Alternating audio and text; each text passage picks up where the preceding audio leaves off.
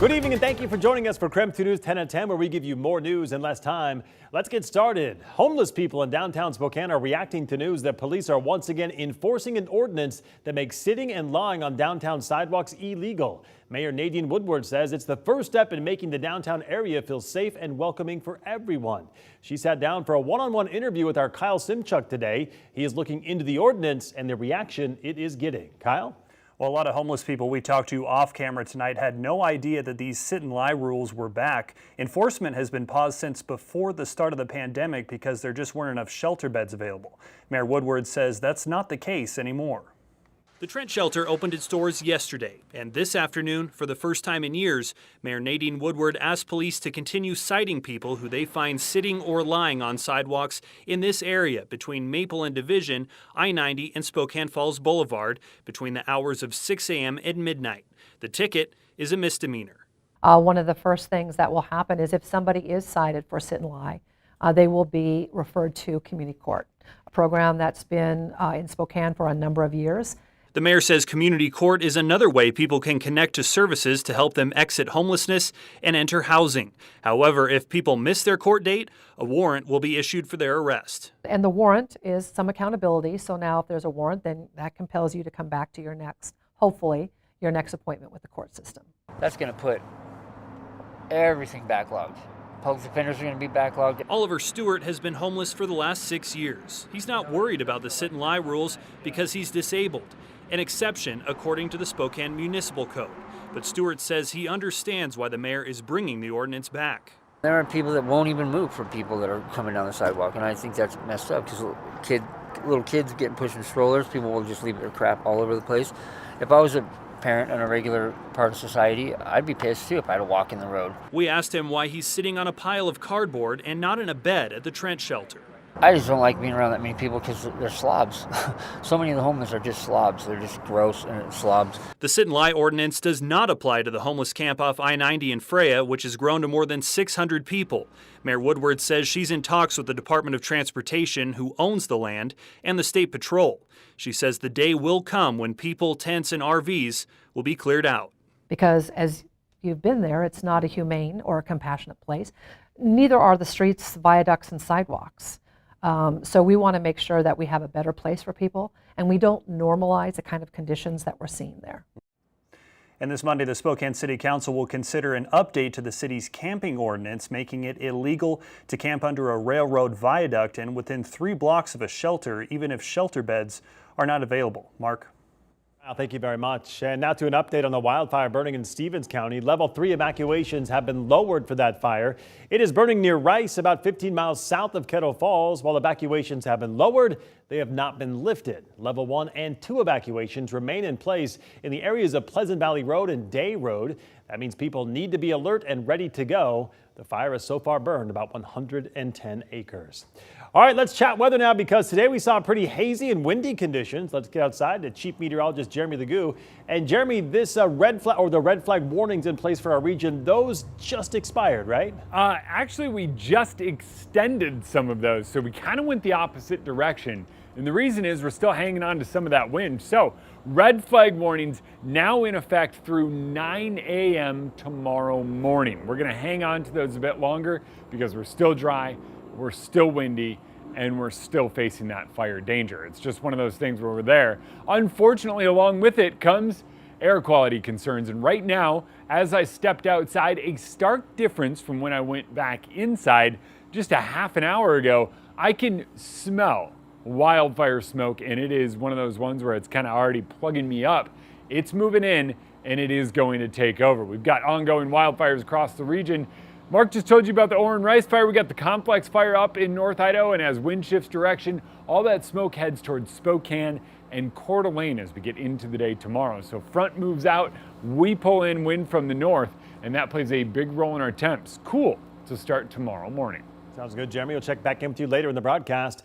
Now to our night beat with a quick look at the day's top stories. Today, a new building to teach and train new doctors in Spokane hosted its grand opening. I'm so excited to be in the new building. Our classes start in about 2 weeks for second years.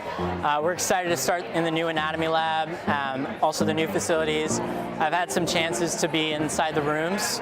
Great study spaces, great technological advancements as well. More than 300 students, faculty, and community leaders came together to celebrate the grand opening of the new Gonzaga and UW Medical School building on GU's campus. The medical school is a health partnership between Gonzaga and the University of Washington. Students have already been using the 90,000 square foot building since mid-July. They say it's a better environment to learn in. Gonzaga is the first private university to join the University of Washington School of Medicine as a full partner. The program on Gonzaga's campus allows 60 qualified students to be admitted each year. The building also has space for more than 500 Gonzaga undergraduates in nursing and health sciences. Some of the new features include an anatomy suite, state-of-the-art classrooms, and an outdoor patio space as well. In other news, cases of vandalism and graffiti on the rise in Coeur d'Alene. The city parks director says they have had at least 50 instances of damage to city property just this year. Coeur d'Alene Police Sergeant Jared Bruneau says police have fielded 35 reports of graffiti from June through August, and that's nearly double the 21 graffiti cases over that same time period last year. Officials say downtown is a popular target for marking buildings, as well as several popular parks like McEwen Park and Memorial Field. Continuing coverage tonight of the seaplane crash that happened on Sunday off Whidbey Island. It killed all 10 people on board in what we believe is the 7th worst air disaster in Washington state history. The NTSB is overseeing the investigation now as crews still search for the bodies and parts of the plane to determine exactly what happened. The cause is unknown, and right now the NTSB says the investigation could take up to 2 years, depending on how long it takes to recover the aircraft. They also believe the wreckage is at a depth of 100 feet. Meanwhile, coming up in just about 10 minutes, our Janelle Finch talked with Sandy Williams, his brother of a civil rights activist who died in that crash. And that was your Night Beat. To learn more about any of these stories, just text us the word night to 509-448-2000 and we'll send them directly to your phone. In your national news tonight, police say a man drove around Memphis, Tennessee, shooting apparently at random throughout the night, hitting several people. Hours after the rampage started, police took the suspect, 19-year-old Ezekiel Kelly, into custody. During the shootings, authorities told residents to avoid being in public as they tried to find the suspect. At one point, police say Kelly switched vehicles, carjacking and shooting a woman. Local businesses closed and locked their doors. The city's public transit suspended service out of an abundance of caution. Kelly was apparently posting on Facebook during the rampage. It is unclear tonight how many people are injured. Of course, this is a developing story. We will continue to bring you updates just as we get them. Well, some bad news for Avista customers tonight as the company announced it may cost people more to heat their homes this winter. They are asking regulators in Washington and Idaho to charge the average homeowner $9 more if they use a natural gas furnace. According to Avista, the proposed rate increase would cover the higher wholesale cost the company is incurring. Avista is holding a public comment period tonight about it, or they held it already. The rates for electric customers, they say, will stay about the same. The Coeur d'Alene City Council unanimously approved a new contract last night that would bring more money to the city's firefighters. The contract also includes a one-time $5,000 payment to each person represented by the union. The Spokane County Interstate Fair kicks off this Friday. Over the next couple of days, vendors and crews are setting up booths and rides. Now, before gates open, we want to help you prepare for your visit. So tomorrow, the Spokane Interstate Fair will be offering discounted ticket prices. Adults are $8. Seniors, youth, and military, they're $6 for tickets and can be purchased at the ticket booth outside the fair. However, those prices only available today and tomorrow, and after that, tickets will be sold at a regular price. The next thing you'll want to keep in mind is how you're going to get to the fair. The eastbound Freya exit on I-90 is still closed, so consider using Altamont, Sprague, or Broadway to get to the fair. Another alternative returning this year is the Fair Shuttle from the Spokane Community College, starting at 8 a.m. That runs through 10:30 p.m. It's $2 round trip. If you show your shuttle pass when you get to our admission gate, we're going to give you a discount on your fair admission that day. Parking will fill up quickly at the Spokane County Fairgrounds, and it is $5 to park there. Gates open weekdays at 11 o'clock in the morning. And that was your KREM 2 News 10 at 10, where you get more news in less time. But don't go to bed just yet.